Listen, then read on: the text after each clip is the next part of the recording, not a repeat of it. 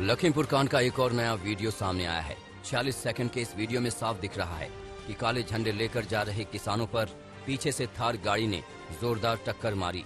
किसानों के हाथों में काले झंडे हैं और सड़क पर जाते दिख रहे हैं। किसानों के काफिले के पीछे से दनदनाती हुई एक काले रंग की थार गाड़ी आती है। थार गाड़ी कुछ लोगों को टक्कर मार देती है। एक शख्स उछलकर गिरता दिखता है। पीली पगड़ी वाले बुजुर्ग के पास खड़े शख्स की गाड़ी पर पहले ही नजर पड़ जाती है। वो शख्स तेजी से किनारे हो जाता है, लेकिन पीली पगड़ी वाले बुजुर्ग किसान बोनट पर जा गिरते हैं। पूरी रफ्तार के साथ लोगों को टक्कर मारने के बाद थार गाड़ी आगे बढ़ जाती है। ठीक इसके पीछे एक काले रंग की फॉर्च्यूनर गाड़ी भी निकल जाती है। किसानों को कुचलने के बाद दोनों गाड़ियों के निकल जाने के बाद मौके पर चीख पुकार मच जाती है। लोग सड़क के नीचे की तरफ भागने लगते हैं।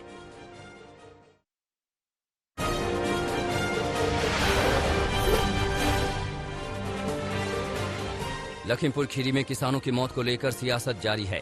कांग्रेस नेता राहुल गांधी और प्रियंका गांधी ने कल लखीमपुर जाकर पीड़ित किसानों के परिवारों से मुलाकात की। पालियान इलाके में दोनों ने किसान लवप्रीत सिंह के परिजनों से मुलाकात की और इंसाफ का भरोसा दिलाया। उनके साथ भूपेश बघेल और चरणजीत चन्नी मौजूद थे। इस दौरान काफी तादाद में गांव वाले भी मौजूद थे। राहुल और प्रियंका ने किसान के परिवार के साथ आधा घंटा बिताया और कहा कि कांग्रेस हर तरह से किसानों के साथ है। न्याय की लड़ाई में हर तरीके से मदद का वादा भी दोनों ने किया। दोनों परिवारों ने कहा है कि न्याय चाहते हैं और चाहते हैं कि जिस व्यक्ति ने ये किया, जो सब लोग जानते हैं किसने किया, उसके खिलाफ कार्रवाई हो। उनकी अरेस्टिंग नहीं हो रही है और उनके जो पिता हैं वो होम मिनिस्टर हैं स्टेट के, तो अरेस्टिंग होगी भी नहीं। इसलिए हम यहाँ आए हैं। भैया इस माइक को नीचे करिए। इसलिए हम यहाँ आए हैं परिवार की मदद करने के लिए और यहाँ थोड़ा दबाव डालने के लिए कि इन परिवारों को न्याय मिले। लखीमपुर में ही प्रियंका और राहुल ने हादसे में मारे गए पत्रकार के घर वालों से भी मुलाकात की और परिजनों का दर्द साझा किया। दोनों निगासान इलाके में पत्रकार रमन कश्यप के घर पर गए और परिजनों से मुलाकात की। पंजाब सरकार ने पत्रकार के परिजनों को भी सहायता राशि देने का ऐलान किया। इससे पहले लंबे घमासान के बाद योगी सरकार ने नेताओं को लखीमपुर खीरी जाने की इजाजत दी, जिसमें सिर्फ 5 लोग शामिल हो सकते थे। जिसके बाद राहुल गांधी दिल्ली से लखनऊ पहुंचे, जहां उन्होंने पुलिस की गाड़ी से जाने से इनकार कर दिया। इसके बाद राहुल का काफिला लखनऊ से सीतापुर पहुंचा, जहां उन्होंने प्रियंका गांधी के साथ लखीमपुर खीरी का रुख किया। राहुल के साथ सीएम चरणजीत सिंह चन्नी और बघेल भी मौजूद थे। इस दौरान राहुल ने सरकार पर जमकर निशाना साधा। आज पंजाब कांग्रेस का दल लखीमपुर खीरी पहुंच सकता है, जिसे लेकर घमासान हो सकता है। कल पंजाब कांग्रेस के नेता परगट सिंह ने ऐलान किया था कि करीब 10,000 गाड़ियों का काफिला पंजाब से लखीमपुर रवाना होगा। वहीं लखीमपुर जा रहे कांग्रेस नेता सचिन पायलट और आचार्य प्रमोद कृष्णम को मुरादाबाद में कल शाम पुलिस ने हिरासत में ले लिया है। अखिलेश यादव भी आज लखीमपुर खीरी जा सकते हैं, जहां वो पीड़ित परिवार से मुलाकात करेंगे। आम आदमी पार्टी ने भी कल चंडीगढ़ में लखीमपुर खीरी की घटना को लेकर प्रदर्शन किया, जहां उनकी सुरक्षा बलों के साथ झड़प हुई। वहीं आम आदमी पार्टी का एक दल पीड़ित परिवार से मिला, जिसमें संजय सिंह और राघव चड्ढा शामिल थे। लखीमपुर खीरी हिंसा में मारे गए किसान लवप्रीत के परिवार से आम आदमी पार्टी के दल ने मुलाकात की। जरा से भी न्याय का कोई भरोसा दिलाना चाहते हैं मोदी जी और योगी जी, तो इस मंत्री को बर्खास्त करें, इसकी गिरफ्तारी करें, इसकी बेटे की गिरफ्तारी करें और परिवार के साथ इस दुख की घड़ी में खड़े हों और उनको न्याय का भरोसा दिलाएं। महाराष्ट्र कैबिनेट ने उत्तर प्रदेश के लखीमपुर में किसानों की दुर्भाग्यपूर्ण मौत पर दुख व्यक्त करने का प्रस्ताव पारित किया। बैठक की शुरुआत में कैबिनेट मंत्रियों ने 2 मिनट का मौन रखकर श्रद्धांजलि दी। इस प्रस्ताव को एनसीपी के जयंत पाटिल ने पेश किया और कांग्रेस के बाला साहेब थोराट और शिवसेना के सुभाष देसाई ने इसका समर्थन किया। तो वहीं लखीमपुर खीरी हिंसा को लेकर महाराष्ट्र में 11 अक्टूबर को बंद का ऐलान किया है। MVA के तीनों दलों शिवसेना, कांग्रेस और एनसीपी ने इसका समर्थन किया है।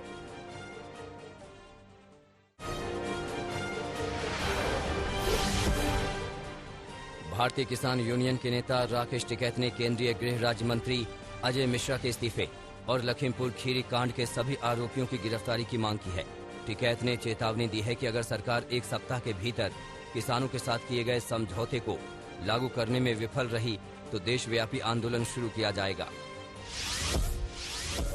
किसानों का और सरकार का एक समझौता हुआ, उसमें गिरफ्तारी, उसकी बर्खास्तगी, ये डिमांड किसानों की है, उनको मुआवजा, ये सारी चीजें उसमें शामिल है। और सरकार के पास में 7-8 दिन का टाइम है। अगर वो बर्खास्त नहीं होता, उनकी गिरफ्तारी नहीं होती, तो पूरा एक बड़ा आंदोलन, पूरे देशव्यापी आंदोलन यहां पर चलेगा। आज लखीमपुर खीरी घटना को लेकर सुप्रीम कोर्ट में सुनवाई होगी। सुप्रीम कोर्ट ने मामले में स्वतः संज्ञान लिया है। उधर यूपी के गृह राज्य मंत्री अजय मिश्रा टेनी ने कल अमित शाह से मुलाकात की, जहां लखीमपुर खीरी की घटना की जानकारी गृह मंत्री को दी। अजय मिश्रा गृह मंत्री से मुलाकात के बाद MOS नॉर्थ ब्लॉक पहुंचे और रूटीन काम फिर से शुरू किया। सूत्रों की माने तो इस्तीफे को लेकर कोई बातचीत नहीं हुई। अजय मिश्रा का बेटा आशीष मिश्रा मामले का मुख्य आरोपी है, जो कि अभी तक फरार चल रहा है। आरजेडी में अंदरूनी कलह जारी है। इस बीच पार्टी के वरिष्ठ नेता शिवानंद तिवारी ने दावा किया है कि तेज प्रताप यादव आरजेडी में नहीं हैं, वो तो पार्टी से निष्कासित हैं। उन्होंने यहां तक दावा किया कि तेज प्रताप यादव को पार्टी का चुनाव चिन्ह लालटेन के इस्तेमाल की इजाजत नहीं है। महाराष्ट्र सरकार में कैबिनेट मंत्री नवाब मलिक ने क्रूज रेव पार्टी में बड़ा खुलासा किया है। उन्होंने आरोप लगाया कि अभिनेता शाहरुख खान के बेटे आर्यन खान के साथ सेल्फी लेने वाला शख्स KP गोसावी असल में बीजेपी का कार्यकर्ता है। उन्होंने ये भी कहा कि आर्यन के दोस्त और सह अभियुक्त अरबाज को घसीटकर NCB ऑफिस में ले जाने वाला शख्स मनीष भानुशाली भी बीजेपी नेता है। नवाब मलिक के आरोप के बाद NCB की ओर से सफाई आई, जिसमें कहा गया कि वो गवाही के लिए लाए गए हैं।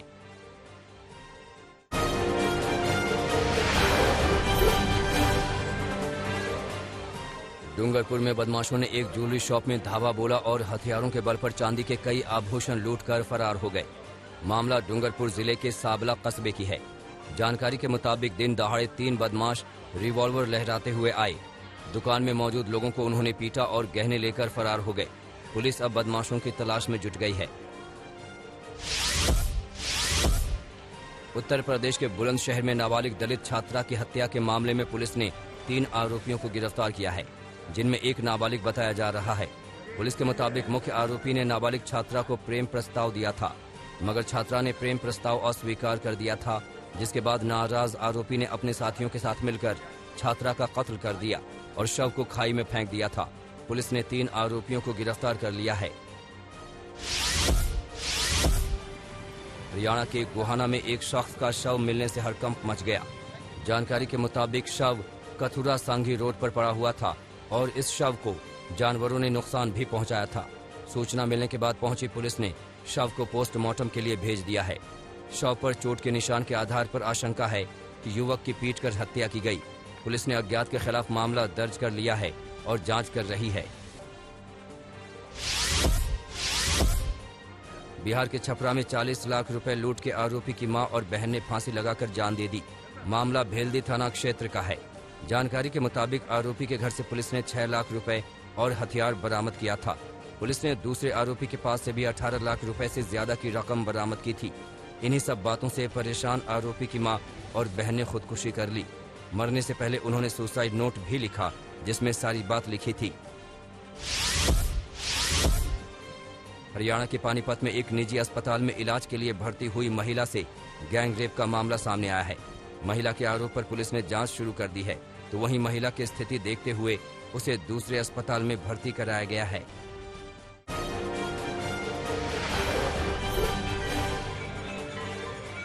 आज से शारदीय नवरात्र की शुरुआत हो रही है। पहले दिन 3 लाख श्रद्धालुओं ने महर में मां शारदा के दर्शन किए। मां शारदा की एक झलक पाने के लिए श्रद्धालु रात 2 बजे से ही कतार में लग गए थे। प्रथम आरती और दिव्य दर्शन के लिए भक्तों में गजब का उत्साह दिखा। यहाँ देवी दर्शन के लिए भक्त त्रिकूट पर्वत की 1063 सीढ़ियां चढ़कर माई के दरबार में पहुंचते हैं। नवरात्र के पहले दिन मां शैलपुत्री की पूजा होती है। पीएम मोदी ने लोगों को नवरात्र की शुभकामनाएं दी हैं और शैलपुत्री की स्तुति का एक वीडियो ट्वीट किया है।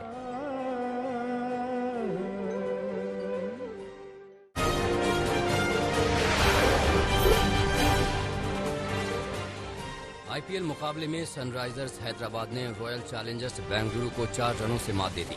अबू धाबी के शेख जायद स्टेडियम में खेले गए इस मुकाबले में टॉस जीतकर बेंगलुरु ने पहले गेंदबाजी का फैसला किया।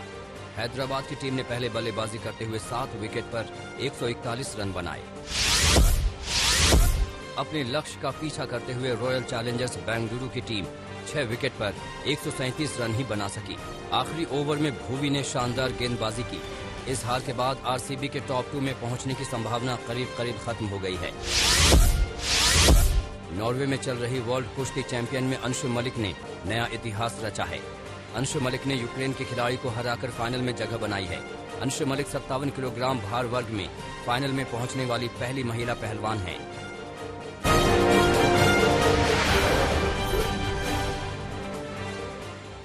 अमेरिका में बढ़ रहे आर्थिक संकट पर राष्ट्रपति जो बाइडेन ने कहा कि वो इकोनॉमिक बिल पर तभी हस्ताक्षर करेंगे जब उसे अमेरिकी कांग्रेस पास करेगी। हाल के दिनों में अमेरिकी सरकार नकदी की कमी का सामना कर रही है। अमेरिकी विदेश मंत्री एंटनी ब्लिंकन ने स्पेन के विदेश मंत्री जोस मैनुअल अल्बेयर्स से पेरिस में मुलाकात की। दोनों देशों ने पर्यावरण और सुरक्षा के मुद्दे पर बातचीत की। स्पेन और अमेरिका पेरिस में हो रहे आर्थिक सहयोग और विकास संगठन में हिस्सा ले रहे हैं। फ्रांस के सीनेटरों का एक दल ताइवान पहुंचा। चीन और ताइवान के बीच बिगड़ते रिश्तों पर बातचीत हो सकती है। दुनिया के तमाम बड़े देशों की तरह फ्रांस के भी ताइवान के साथ राजनयिक संबंध नहीं हैं। चीन और 50 से ज्यादा अफ्रीकी देशों ने ऑनलाइन कॉन्फ्रेंस में हिस्सा लिया। अफ्रीका और चीन में गरीबी कम करने पर चर्चा हुई। साथ ही दोनों तरफ से साझेदारी को मजबूत करने पर बातचीत हुई। ईयू वेस्टर्न बाल्कन समिट में हिस्सा लेने स्लोवेनिया पहुंचे जर्मनी की चांसलर एंजेला मर्केल ने बड़ा बयान दिया है। कहा कि कोई भी पश्चिमी बाल्कन देश ईयू में आने के लिए क्वालिफाई नहीं करता। ईयू के विस्तार की डेडलाइन देना सही नहीं है।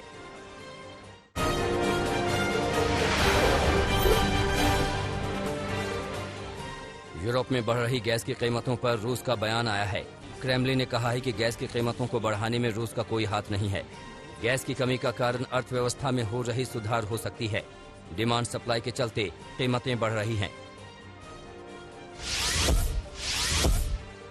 चर्चों में यौन शोषण का शिकार हुए बच्चों के लिए पोप फ्रांसिस ने प्रार्थना की। हाल ही में पिछले 70 सालों में फ्रांसीसी पादरियों द्वारा 2 लाख से ज्यादा बच्चों का यौन शोषण होने की बात सामने आई थी। अफगानिस्तान से हैरान करने वाली तस्वीर सामने आई है। पूर्व शिक्षिका ने अपने बच्चों के साथ काबुल की सड़कों पर प्रदर्शन किया। देश में बढ़ती बेरोजगारी के खिलाफ परिवार ने प्रदर्शन किया। 2021 के केमिस्ट्री के नोबेल पुरस्कारों की घोषणा की गई। जर्मनी के बेंजामिन लिस्ट और अमेरिका के डेविड मैकमिलन को नोबेल पुरस्कार दिया गया। दोनों को ये पुरस्कार एसिमेट्रिक ऑर्गन कैटालिसिस के क्षेत्र में रिसर्च के लिए दिया गया। ब्राजील के कई शहरों में धूल भरी आंधियां चली। सड़कों पर विजिबिलिटी बेहद कम हो गई।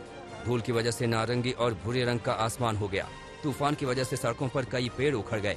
घरों को भी नुकसान पहुंचा।